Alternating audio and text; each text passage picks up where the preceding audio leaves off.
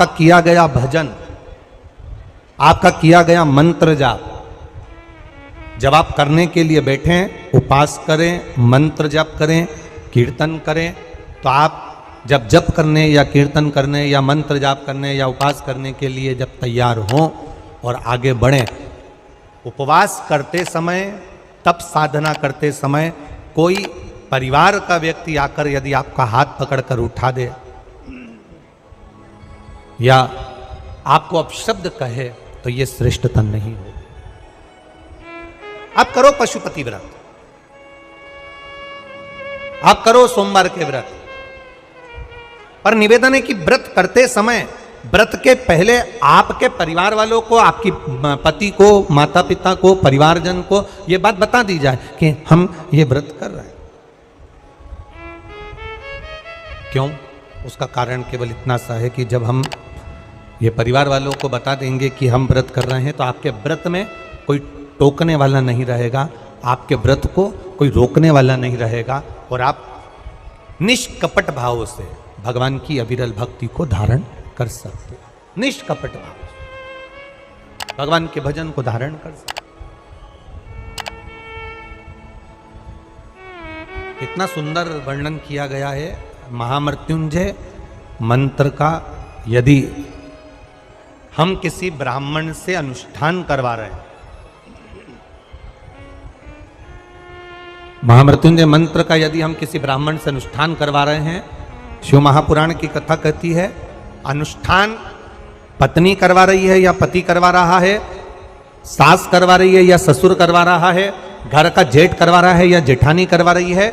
शिव महापुराण की कथा कहती है, जितने लोग आपके घर में रह रहे हैं, जितने लोगों के साथ आप 24 घंटे घर के अंदर रह रहे हैं, जब हम पशुपति व्रत करें या महामृत्युंजय का अनुष्ठान किसी ब्राह्मण से करवा रहे हैं या मंदिर में हम अनुष्ठान करवा रहे हैं, तो भी हमारे चित्तवृत्ति से हमारे परिवार वालों को यह मालूम होना चाहिए कि मैंने उन ब्राह्मण के द्वारा अपने परिवार के हित के लिए, अपने बुजुर्ग के हित के लिए, अपने घर के हित के लिए मैंने महामृत्युंजय का अनुष्ठान करवाया है। उसका पुण्य 4 गुना बढ़ता है, जिससे घर के लोगों में कोई विस्मयता उत्पन्न ना हो।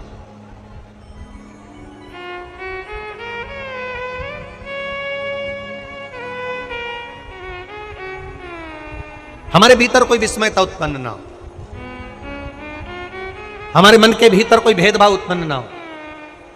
और हम तो यहां तक कहेंगे, आप अगर शंकर जी के मंदिर में जा रहे हो, 1 लोटा जल चढ़ा रहे हो, शंकर जी के मंदिर में पहुंचकर 1 लोटा जल समर्पित कर रहे हो, तो भी आपके घर के लोगों को मालूम होना चाहिए कि ये पास वाले शिव मंदिर में गई है, मेरे पास के मंदिर में मेरा घर का बच्चा शंकर जी को जल चढ़ाने गया है, मेरा पति पास के मंदिर में शंकर भगवान को जल समर्पित करने के लिए गया है। ये घर के लोगों को ज्ञात होना चाहिए।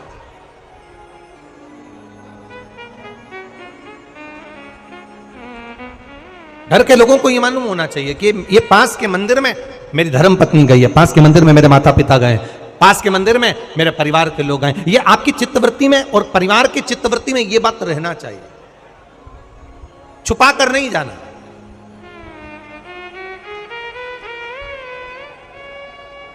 छुपा कर भगवान के मंदिर में नहीं जाना, छुपा कर पशुपति व्रत नहीं करना। महाराज, शिव महापुराण की कथा वर्णन करती है कि आप भगवान का अगर कोई व्रत, कोई साधना, कोई नियम ले रहे हो, माना आपने कोई व्रत करा, कोई करी, पर घर के लोगों को वो ज्ञात होना चाहिए कि ये मंदिर तक जा रही है, ये पशुपति व्रत कर रही है, आराधना कर रही है। आज माता पार्वती जी ने शिव जी के सम्मुख में ये बात कह दी कि मैं एकांत में जाकर भगवान का तप करना चाहती हूं और एकांत में बैठकर तप करना चाहती हूं, और उस तप का जो पुण्य है वो आपको देना चाहती हूं। शंकर भगवान ने तुरंत माता पार्वती जी से कहा, सुनो जगत जननी, सुनो जगदम्बा,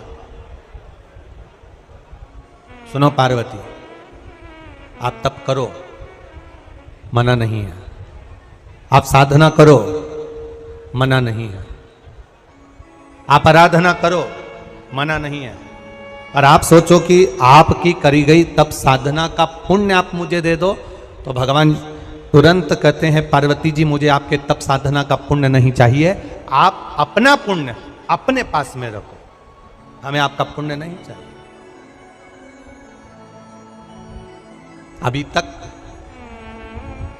जितनी शिव महापुराण की कथा हुई, उस कथा में आज तक ये बात नहीं निकली जो आज आप लोगों के बीच में इस भोपाल नरेला विधानसभा में जो कथा चल रही है, इसमें ये कहना चाह रहे हैं। बड़ा ध्यान लगाकर सुनना। आप अगर 5 महीने तक, 6 महीने तक, 3 महीने तक, 2 महीने तक, 15 दिन, 20 दिन, 1 महीना, 1 साल, 2 साल, 8 साल, 4 साल अगर आपने शंकर भगवान को जल चढ़ाया है, तो शिव महापुराण की कथा यहाँ तक कहती है कि आपके घर में अगर कोई व्यक्ति बहुत दयनीय स्थिति में पड़ा हुआ है, हॉस्पिटल में पड़ा हुआ है, कोई तकलीफ में पड़ा हुआ है, कोई कष्ट में पड़ा हुआ है, तो आप जब भगवान शिव को जल समर्पित करो तो बाबा से ये विनती कर कर भी जल समर्पित कर सकते हो कि मेरे परिवार का एक व्यक्ति, उसका ये साथ में ये हो गया और वो हॉस्पिटल में पड़ा, उसका नाम ये है, गोत्र ये है। बाबा, हमने जो तप साधना करी है, हमने जो इतने महीने तक आपको जल समर्पित करा है, हमने जो बेलपत्र समर्पित करी है, मेरे बाबा आज स्वीकार करना। और जो हॉस्पिटल में पड़ा है, जो कर्जे में लदालूम पड़ा है, जो तकलीफ भोग रहा है, ऐसी कृपा करना बाबा कि मेरे 2 महीने जो मैंने जल चढ़ाया है, उस चढ़ाए गए जल का पुण्य मैं उसके खाते में देती हूं और उसको ठीक कर देना। यह पुण्य का भाग है।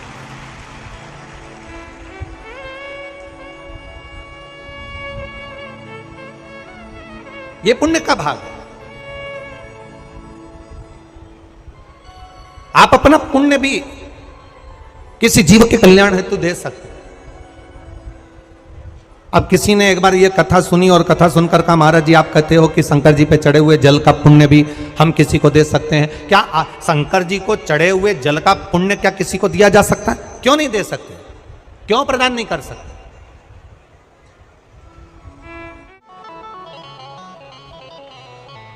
एक पुण्यता अपने भीतर एक विचार फिर करिएगा। बड़े बड़े सावधानी की कथा है। आप लोग सोचो कि यह कथा यहां से सुनी, यहां से निकाल दी, बच्ची कुची थी कपड़े में झटकार दी। यहाँ कथा अगर सुनने के लिए आए हो तो थोड़ा दिल लगाकर सुनना, मन लगाकर सुनना। हो सकता है एलईडियाँ थोड़ी बंद चालू हो, मना नहीं है, पर माइक की व्यवस्था आपके पास में है तो दिल लगाकर सुनो। जहां मौका मिल जाए वहां बैठकर अपना चित्त लगाकर सुनना, क्योंकि 3 घंटे में से केवल 2.5 घंटा आपको प्राप्त होता है। बाकी का पूरा समय आप लोग यहाँ सुबह 6 बजे से रात को 3 बजे से 4 बजे से इस कथा का इंतजार करते हो। शायद दुनिया की पहली कथा होती है शिव महापुराण की कथा, जिसको लोग रात को 4-4 बजे से 3-3 बजे से जगह संभाल कर बैठकर कथा सुनते हैं।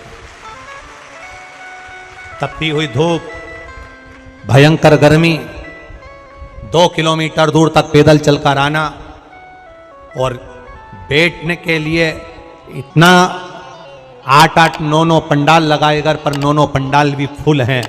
उन पंडालों में जगह नहीं। धूप में छाता पकड़ना, चादर पकड़ना, साड़ी पकड़ना और उसको पकड़कर बैठे रहना। तपती हुई धूप में जहां तहां बैठकर कथा सुनना, ये दुनिया की पहली कथा है जिसको लोग कभी भूल नहीं पाएंगे कि इतनी धूप में भी लोग कथा सुन सकते। इतनी धूप, इतनी गर्मी, और केवल एक जगह नहीं, जहां शिव महापुराण की कथा का रसतत्व होता है वहां लोग इंतजार करते हैं 3-3 बजे तक। इसको छूटने मत देना।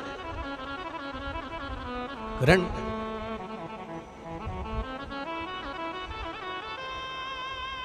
शादी में गए हो, 500 का लिफाफा दिया है तो भोजन कर कर जरूर जाना। और कथा में धूप में चलकर आए हो तो भले आधे घंटे की सुनना, पर कथा में दिल लगाकर जरूर जाना। दिल लगाकर जाना, चित्त लगाकर।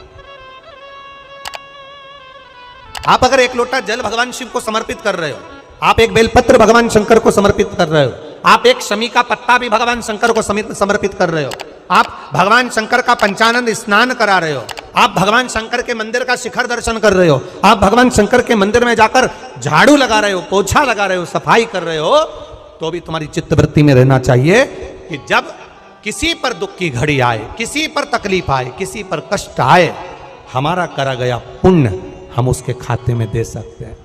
हम अपने पुण्य को दूसरे के खाते में प्रदान कर सकते हैं।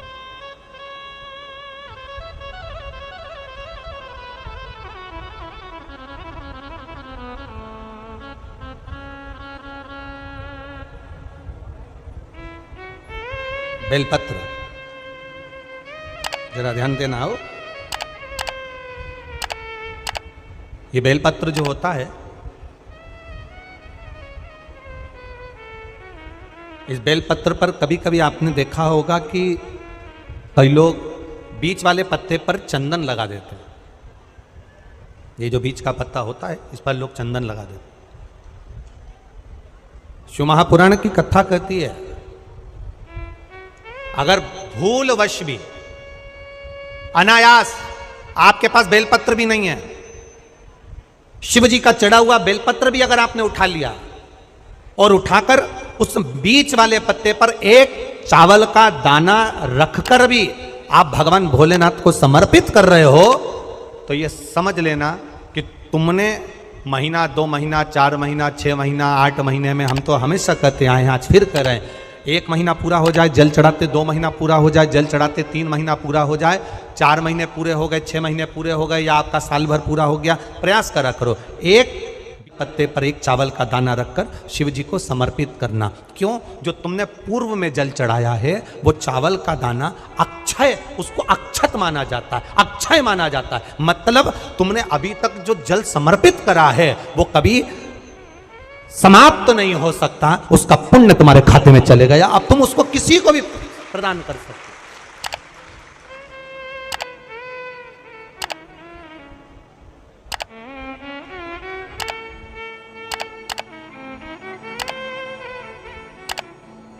बहन भाई को तिलक करती है रक्षाबंधन पर, माथे पर तिलक लगाने के बाद में चावल लगाती कि नहीं लगाती?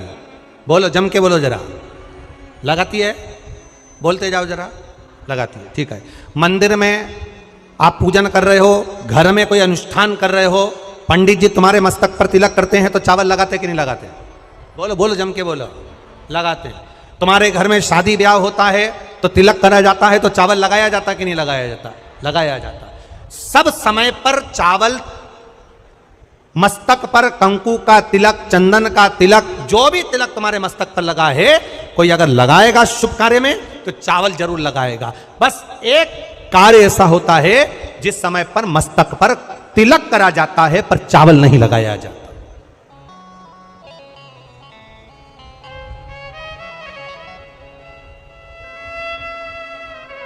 एक समय ऐसा होता है जिस समय तिलक करा जाता है पर चावल नहीं लगाया जाता। चावल का मतलब है अक्षय, मतलब बार बार भगवान ऐसा मौका लाए, बार बार भगवान ऐसी कृपा करे कि तुम ऐसा अनुष्ठान करते रहो, पुण्य करते रहो, सत्कर्म करते रहो, 16 सोमवार के व्रत करते रहो, चतुर्थी के व्रत करते रहो, तुम छठ की पूजन करते रहो, तीज का व्रत करते रहो, सोमवार का व्रत करते रहो, तुम्हारे घर में हमेशा ऐसे शुभ कार्य होते रहे। केवल अक्षय, अक्षत एक जगह पर नहीं लगाया जाता। कब नहीं लगाते अक्षत को? मस्तक पर तिलक करते समय अक्षत कब नहीं लगाया जाता? केवल एक समय पर। कब? जब घर में कोई शांत हो जाता है और शांत होने के बाद जब मस्तक पर पगड़ी का क्रम होता है, उस पगड़ी के क्रम पर तिलक तो लगाया जाता है पर चावल नहीं लगाया जाता। भगवान से प्रार्थना करते हैं ये बार बार मौका मत देना, जो हो गया उसको समाप्त, ऐसा मौका बार बार ना दीजिएगा। हाँ, पगड़ी पर से उठ गए, अच्छा काम करने के लिए मंदिर जा रहे हो, स्थान छोड़ने के बाद अब तिलक लगाओ और उसमें चावल ढेर सारा लगाओ, कोई मना नहीं। पर अक्षय, उस अक्षत की महत्वता को समझना कि उसको बारंबार प्राप्ति ना हो, ऐसे कार्य की प्राप्ति ना हो, अच्छे कार्य की प्राप्ति, श्रेष्ठ कार्य की प्राप्ति, शुभ कार्य की प्राप्ति।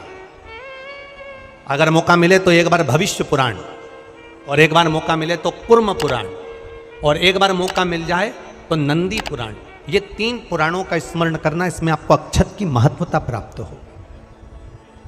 भविष्य पुराण, कुर्म पुराण और नंदी पुराण, इन 3 पुराणों में आपको अक्षत की महत्वता प्राप्त होगी कि चावल की महत्वता क्या है। एक चावल का दाना जब अशोक सुंदरी वाली जगह पर चढ़ाया जाता है, एक चावल का दाना अशोक सुंदरी वाली जगह पर चढ़ाया जाता है। हम माताओं से हमेशा कहते हुए आए हैं, आज फिर निवेदन करेंगे, जिस माता के गर्भाशय में गांठ हो गई हो, जिस माता के गर्भाशय में गठान पड़ गई, अक्षत, एक चावल का दाना, गर्भाशय में गांठ हो गई, डॉक्टर को दिखाया, गर्भाशय में बच्चा दानी के अंतर्गत गांठ पड़ गई, गर्भाशय में गांठ पड़ गई, बड़ी तकलीफ की जिंदगी जी रही है, डॉक्टर कह रहे हैं ऑपरेशन करवाओ, डॉक्टर कह रहे हैं ऑपरेशन करवाना पड़ेगा। एक बार मेरे भोलेनाथ पर जल चढ़ाना प्रारंभ करो। एक चावल का दाना अशोक सुंदरी की, अशोक सुंदरी की जगह मालूम है ना सबको? अरे बोलो अशोक सुंदरी।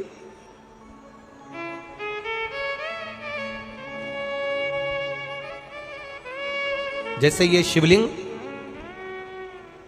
ये जलाधारी गोल माता पार्वती जी का हस्तकमल, यहां से जो जल बहता है, इधर गणेश जी का सीधे हाथ पर स्थान, इधर कार्तिकेय जी का स्थान, बीच में मोटी सी एक लाइन होती है शिवलिंग के सामने, वो अशोक सुंदरी का स्थान। कई बार वहां सांप बना होता है, कई बार अशोक सुंदरी का स्थान बना होता है। ये शिवलिंग, पार्वती जी का हस्तकमल, गणेश जी का स्थान, षडानंद कार्तिकेय जी का स्थान, बीच में अशोक सुंदरी का स्थान। ऊपर से जो बूंद बूंद पानी गिर रहा है वो शंकर भगवान की 5 लड़कियां, जया, विषहरा, शामरीबारी, दौतली और देव, ये शंकर जी की 5 बेटियां ऊपर से जल गिरा रही। तो अशोक सुंदरी वाली जो स्थान होता है, जब आपके गर्भाशय में या शरीर में पुरुष हो, स्त्री हो, जिसके पूरे शरीर में कहीं पर भी गांठ पड़ गई हो और गल ना रही हो, एक चावल का दाना अशोक सुंदरी वाली जगह पर चढ़ाना प्रारंभ करो। शिव जी पे जल चढ़ाना प्रारंभ करो, उस जल का आचमन करना प्रारंभ करिए। आप 3 महीना, 4 महीना, 5 महीना करते रहो, उसके बाद जांच जरूर करवाना हॉस्पिटल में जाकर कि गांठ गली कि ना गली। पर विश्वास रख, भरोसो दृढ़ इन चरणन करो, श्री वल्लभ नक चंद्र छटाबिन सब जग माही अंधेरो। भरोसा मूर्ण होना चाहिए, भरोसा मूल हो। हमारा अगर विश्वास नहीं है तो फिर भगवान भी नहीं है। मानो तो मैं गंगा मां हूं, ना मानो तो बहता। आपका अगर भरोसा कहता है कि मैंने जल चढ़ाया और मेरा महादेव सुनेगा, आपने सोच लिया कि मेरा महादेव सुनेगा, महादेव सुनेगा। और आपने अंदाजा लगा, कई लड़कियां जब शादी करती हैं तो पहले से गलत सोच बनाकर आती हैं कि सास तो डेंजर होती है। कईयों के मन में भाव आता है सास बुरी होती है, सास अपशब्द कहती है, सास गाली देती है।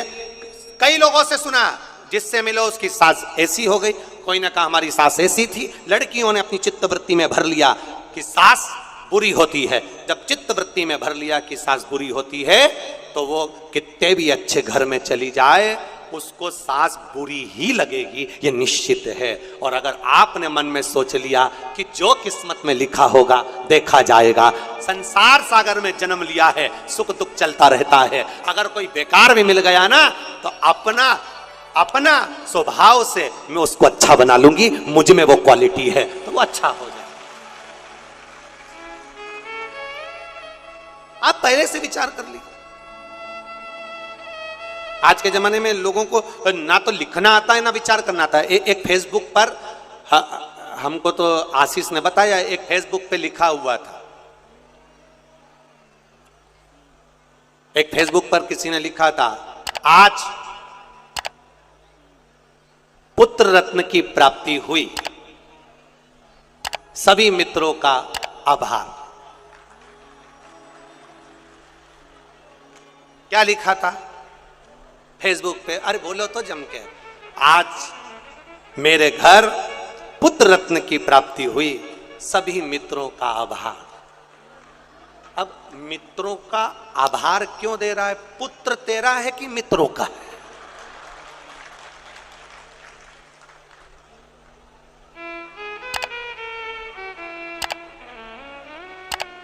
बोलो जम के बोलो। लिखना चाहिए ऐसा, पर स्मरण नहीं है, चित्तवृत्ति में नहीं आया है, ये आना चाहिए।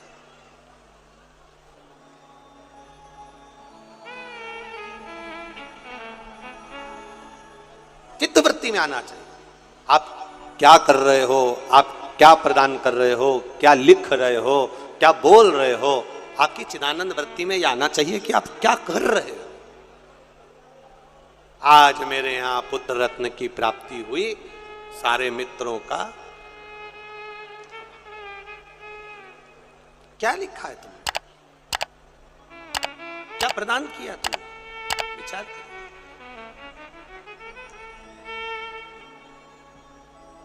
आभार किसका होना चाहिए था? आज मेरे घर पुत्र रत्न की प्राप्ति हुई।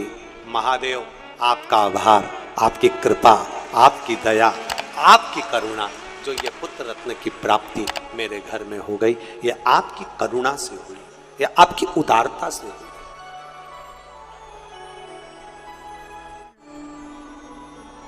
ये आपकी करुणा है, ये आपकी उदारता है।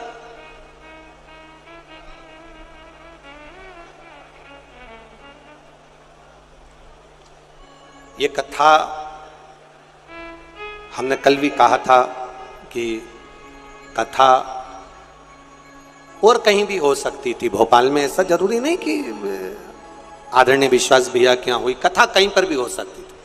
पर यह कथा आदरणीय विश्वास भैया सारंग जी के यहाँ जो हुई है, हमने कल भी कहा था कि कहीं ना कहीं माता पिता का कोई पुण्य प्रबल हुआ होगा, जिसके कारणवश यह आशीर्वाद के रूप में यह कथा आदरणीय विश्वास जी सारंग जी को प्राप्त हो। और वो पुण्य कैसा है? जब हमने पता करा तो हमारे स्मरण में आया कि जब स्वर्गीय श्री कैलाश नारायण जी सारंग जी बीमार पड़ गए, और बीमार पड़ने के बाद जब दिल्ली में एडमिट हो गए और उनका इलाज चलता रहा, तब हम कभी भी जजमान परिवार से ये कुछ भी नहीं पूछते और ना हम उनसे बात करते हैं कि तुमने क्या करा क्या ना करा। हम तो हमारे जो सेवादार लगे रहते हैं, कार्यकर्ता लगे रहते हैं, उनसे पूछते रहते हैं। तो बताया कि गुरुजी विश्वास भैया सारंग भोपाल में उस समय पर भी मंत्रिमंडल में थे, जिस समय पर पिताजी का स्वास्थ्य खराब था, तो यहाँ पर संभालते हुए यहाँ पर भी सारी मीटिंग अटेंड करना और रात के समय जाकर अपने माता पिता की सेवा करना दिल्ली में, यह कोई सहजता का विषय नहीं होता। और उसी का पुण्य फल, उसी का एक आनंद, उसी का जो पुण्य है, उसी का जो पुण्य फल मिला है, वो ये मिला है, ये उसी का पुण्य फल, ये कोई सहज नहीं।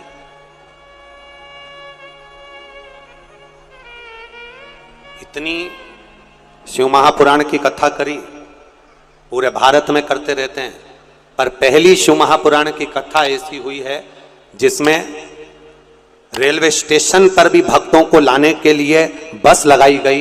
इसके लिए विश्वास भैया सारंग जी को बहुत बहुत साधुवाद।